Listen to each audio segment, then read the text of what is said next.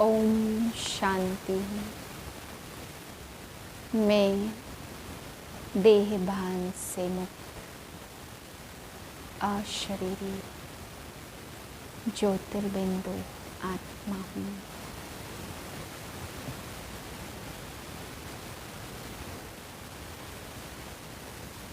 इक्कीस 2/2024 के महावाक्य हैं। मीठे बच्चे, ज्ञान की तलवार में योग का जौहर चाहिए, तब ही विजय होगी। ज्ञान में योग का जौहर है तो उसका असर जरूर होगा। प्रश्न है, तुम खुदा के पैगंबर हो, तुम्हें सारी दुनिया को कौन सा पैगाम देना है? उत्तरे, सारी दुनिया को पैगाम दो कि खुदा ने कहा है, तुम सब अपने को आत्मा समझो, देह अभिमान छोड़ो, एक मुझ बाप को याद करो तो तुम्हारे सिर से पापों का बोझा उतर जाएगा। एक बाप की याद से तुम पावन बन जाएंगे। अंतर्मुखी बच्चे ही ऐसा पैगाम सभी को दे सकते हैं। ओम शांति। बाप ने समझाया कि कोई भी मनुष्य मात्र, फिर चाहे दैवी गुणों वाला हो या आसुरी गुण वाला हो, उनको भगवान नहीं कह सकते। यह तो बच्चे जानते हैं। दैवी गुण वाले होते हैं सतयुग में, आसुरी गुण वाले होते हैं कलयुग में। इसलिए बाबा ने लिखत भी बनाई है कि दैवी गुण वाले हो या आसुरी गुण वाले, सतयुगी हो या कलयुगी, यह बातें बड़ी मुश्किल से मनुष्यों को समझ में आती हैं। तुम सीढ़ी पर बहुत अच्छी रीति समझा सकते हो।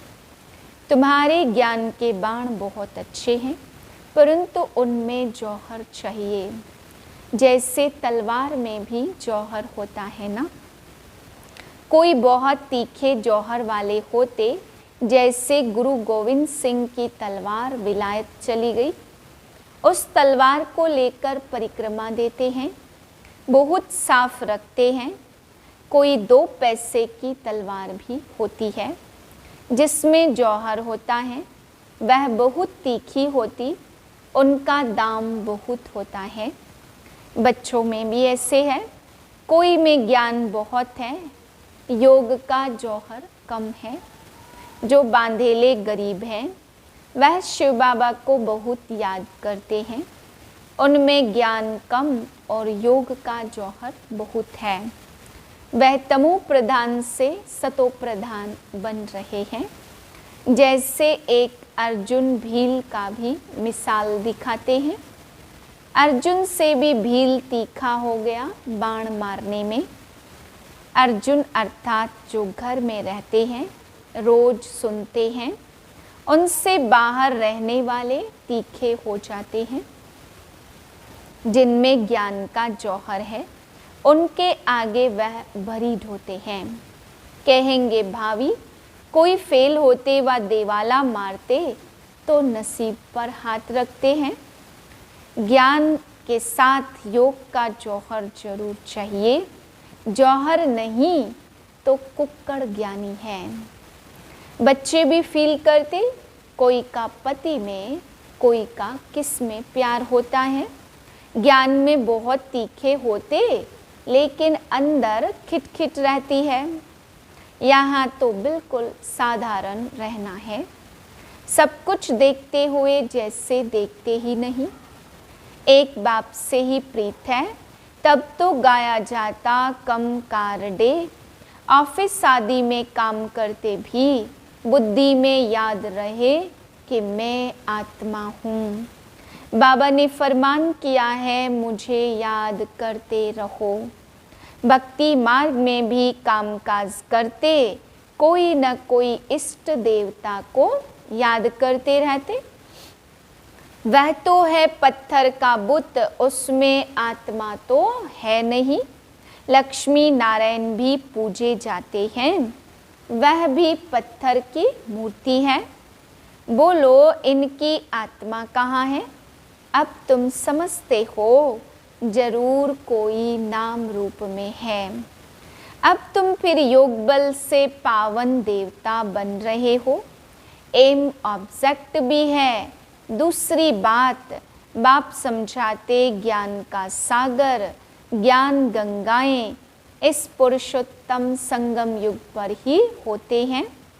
बस एक ही समय पर होते, ज्ञान सागर आते ही हैं कल्प के इस पुरुषोत्तम संगम युग पर। ज्ञान सागर है निराकार परमपिता परमात्मा शिव, तो उनको शरीर तो जरूर चाहिए जो बात भी कर सके। बाकी पानी की तो बात ही नहीं है। यह तुमको ज्ञान मिलता ही है संगम युग पर, बाकी सबके पास है भक्ति। भक्ति मार्ग वाले गंगा के पानी को भी पूजते रहते हैं। पतित पावन तो एक ही बाप है, वह आते ही एक बार हैं जब पुरानी दुनिया बदलनी है।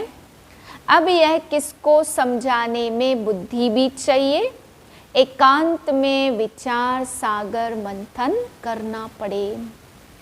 क्या लिखे जो मनुष्य समझ जाए कि ज्ञान सागर परमपिता परमात्मा शिव एक ही है। वह जब आते तो उनके बच्चे ब्रह्मा कुमार कुमारियां बनते हैं। वह ज्ञान धारण कर ज्ञान गंगाएं बनते। अनेक ज्ञान गंगाएं हैं जो ज्ञान सुनाते रहते हैं, वो ही सदगति कर सकते हैं। बाकी पानी का स्नान करने से पावन बन नहीं सकते। ज्ञान होता ही है संगम पर, यह समझाने की युक्ति चाहिए। बड़ा अंतर्मुख चाहिए, शरीर का भान छोड़ अपने को आत्मा समझना है। इस समय कहेंगे हम पुरुषार्थी हैं। याद करते करते जब पाप खत्म होंगे तब लड़ाई शुरू होगी। जब तक सबको पैगाम मिल जाए, पैगाम अथवा मैसेज तो शिव बाबा ही देते हैं। खुदा को पैगंबर कहते हैं ना। तुम सबको यह पैगाम पहुंचाते हो कि अपने को आत्मा समझ परमपिता परमात्मा के साथ योग लगाओ। तो बाप प्रतिज्ञा करते कि तुम्हारे जन्म जन्मांतर के पाप कट जाएंगे। यह तो बाप ब्रह्मा मुख से बैठ समझाते, पानी की गंगा क्या समझाएगी। बेहद का बाप बेहद के बच्चों को समझाते हैं, तुम सतयुग में कितने सुखी और संपत्तिवान थे, अभी दुखी कंगाल बन पड़े हो। यह है बेहद की बात। बाकी यह चित्र आदि सब भक्ति मार्ग के हैं। यह भक्ति मार्ग की सामग्री भी बननी है। शास्त्र पढ़ना पूजा करना यह भक्ति है ना। मैं थोड़े शास्त्र आदि पढ़ाता हूँ, मैं तो तुम पतितों को पावन बनाने के लिए ज्ञान सुनाता हूँ कि अपने को आत्मा समझो। अभी आत्मा और शरीर दोनों ही पतित हैं। अब तुम बाप को याद करो तो तुम यह देवता बन जाएंगे। देह के सर्व पुराने संबंधियों से ममत्व मिट जाए।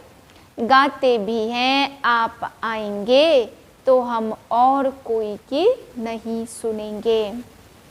एक आपसे ही संबंध जोड़ेंगे और सब देहधारियों को भूल जाएंगे।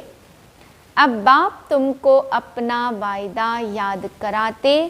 बाप कहते मेरे साथ योग लगाने से ही तुम्हारे विकर्म विनाश होंगे, तुम नई दुनिया के मालिक बन जाएंगे। यह है एम ऑब्जेक्ट। राजाओं के साथ प्रजा भी जरूर बननी है। राजाओं को दास दासियां भी चाहिए। बाप सब समझाते रहते, अच्छी तरह योग में नहीं रहेंगे, दैवी गुण धारण नहीं करेंगे तो ऊंच पद कैसे पाएंगे। घर में कोई न कोई बात पर झगड़ा कलह होती है। बाप लिख देते तुम्हारे घर में कलह है, इसलिए ज्ञान ठहरता नहीं है। बाबा पूछते स्त्री पुरुष दोनों ठीक चलते हैं? चलन बड़ी अच्छी चाहिए, क्रोध का अंश भी न रहे। अब तो दुनिया में कितना हंगामा और अशांति है। तुम्हारे में बहुत ज्ञान योग में तीखे हो जाएंगे तो और भी बहुत याद करने लग पड़ेंगे। तुम्हारी प्रैक्टिस भी अच्छी हो जाएगी और बुद्धि भी विशाल हो जाएगी। बाबा को छोटे चित्र इतने पसंद नहीं आते, सब बड़े बड़े चित्र हो। बाहर मुख्य स्थानों पर रखो, जैसे नाटक के बड़े बड़े चित्र रखते हैं ना, अच्छे अच्छे चित्र बनाओ जो बिल्कुल खराब ना हो। सीढ़ी भी बहुत बड़ी बड़ी बनाकर ऐसी जगह रखो जो सबकी नज़र पड़े। सीट पर ही रंग आदि ऐसा मजबूत हो जो पानी व धूप में खराब ना हो। मुख्य स्थानों पर रख दो, या कहाँ एग्जीबिशन होती है तो मुख्य बड़े 2-3 चित्र ही काफ़ी हैं। यह गोला भी वास्तव में दीवार जितना बड़ा बनना चाहिए। भले 8-10 आदमी उठाकर रखे, कोई भी दूर से देखे तो एकदम क्लियर मालूम पड़ जाए। सतयुग में तो और सब इतने धर्म होते नहीं, वह तो आते ही बाद में हैं।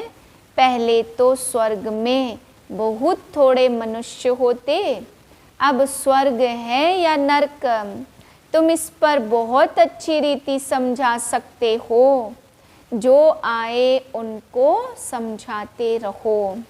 बड़े बड़े चित्र हो, कैसे पांडवों के बड़े बड़े बुत बनाते हैं। तुम भी पांडव हो ना। शिव बाबा तो संगम पर पढ़ाते हैं, वह श्री कृष्ण है सतयुग का फर्स्ट प्रिंस। तुम समझाते समझाते अपनी राजाई स्थापन कर लेते हो। कोई पढ़ते पढ़ते छोड़ देते। स्कूल में भी कोई नहीं पढ़ सकते तो पढ़ाई छोड़ देते हैं। यहाँ भी बहुत है जिन्होंने पढ़ाई को छोड़ दिया है, फिर वह स्वर्ग में नहीं आएंगे क्या? मैं विश्व का मालिक, मेरे से कोई 2 अक्षर भी सुने तो भी स्वर्ग में जरूर आएंगे। आगे चलकर ढेर सुनेंगे। यह सारी राजधानी स्थापन होती है कल्प पहले मिसल। बच्चे समझते हैं हमने अनेक बार राज्य लिया, अनेक बार गवाया। हीरे जैसा थे और फिर कोड़ी जैसा बने, और फिर भारत हीरे मिसल था। अभी फिर क्या हुआ है? भारत तो वो ही होगा ना। इस संगम को पुरुषोत्तम युग कहा जाता। उत्तम ते उत्तम पुरुष भी है, बाकी सब है कनिष्ठ। जो पूज्य थे वही फिर पुजारी बने हैं। 84 जन्म लेते हैं, वह शरीर भी खत्म हो गए। आत्मा भी तमो प्रधान हो गई।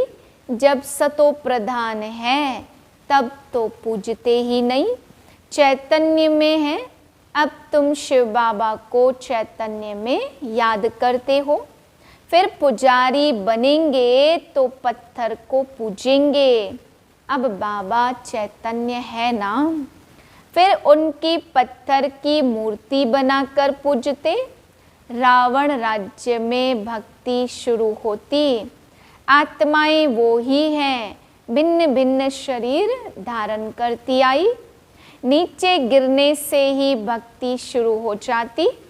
बाबा फिर आकर ज्ञान देते तो दिन शुरू हो जाता। ब्राह्मण सो देवता बन जाते।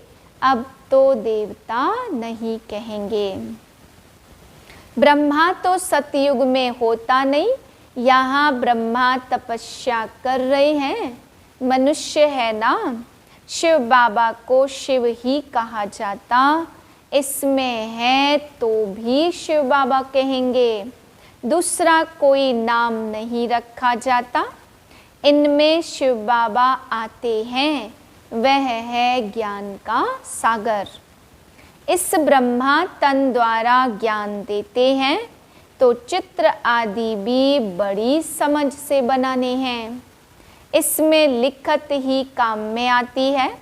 पतित पावन पानी का सागर या पानी की नदियाँ हैं, वह ज्ञान सागर और उनसे निकली हुई ज्ञान गंगाएं ब्रह्मा कुमार कुमारियाँ हैं।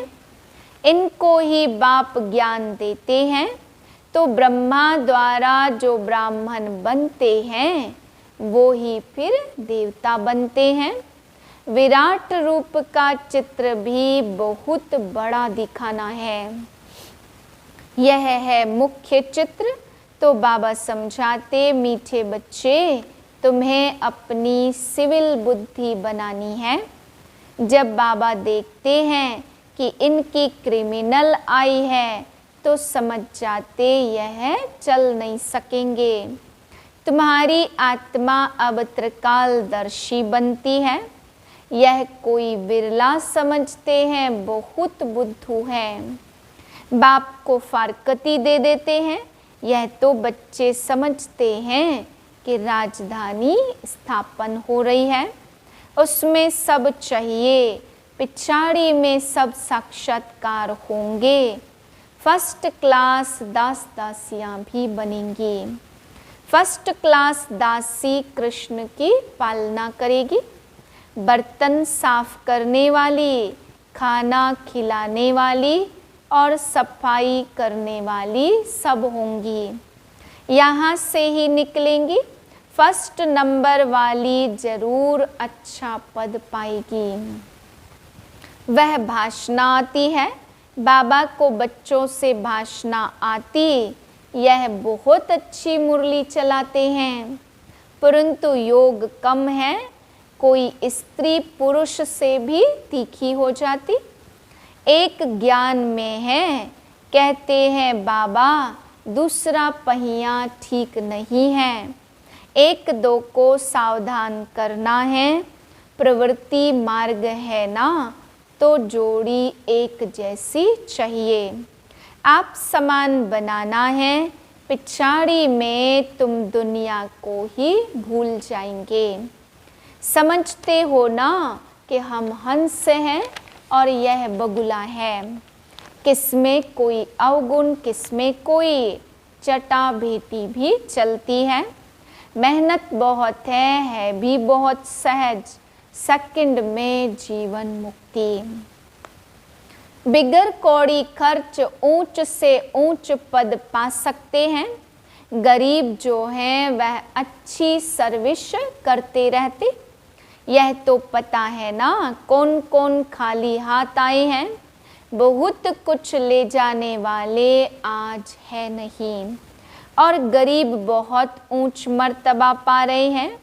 अच्छा, मीठे मीठे सिकिलधे बच्चों प्रति माता पिता बाप दादा का याद प्यार और गुड मॉर्निंग। रूहानी बाप की रूहानी बच्चों को नमस्ते। हम रूहानी बच्चों की रूहानी बाप को नमस्ते। धारणा के लिए है पहली पॉइंट, ज्ञान तलवार में याद का जौहर भरने के लिए कर्म करते अंतर्मुखी बन अभ्यास करना है कि मैं आत्मा हूँ। मुझ आत्मा को बाप का फरमान है कि निरंतर मुझे याद करो। एक बाप से सच्ची प्रीत रखो, देह और देह के संबंधियों से ममत्व निकाल दो। दूसरी पॉइंट है, प्रवृत्ति में रहते एक दो को सावधान कर हंस बन ऊंच पद लेना है। क्रोध का अंश भी निकाल देना है, अपनी सिविल बुद्धि बनानी है। वरदान है, साक्षी हो कर्मेंद्रियों से कर्म कराने वाले, कर्तापन के बांध से मुक्त अशरीरी भव। जब चाहो शरीर में आओ और जब चाहो अशरीरी बन जाओ। कोई कर्म करना है तो कर्मेंद्रियों का आधार लो, लेकिन आधार लेने वाली मैं आत्मा हूँ, यह भूले नहीं। करने वाली नहीं हूँ, कराने वाली हूँ। जैसे दूसरों से काम कराते हो तो उस समय अपने को अलग समझते हो, वैसे साक्षी हो। कर्मेंद्रियों से कर्म कराओ तो कर्तापन के भान से मुक्त अशरीरी बन जाएंगे। कर्म के बीच बीच में 1-2 मिनट भी अशरीरी होने का अभ्यास करो तो लास्ट समय में बहुत मदद मिलेगी। स्लोगन है, विश्व राजन बनना है तो विश्व को सकाश देने वाले बनो। ओम शांति।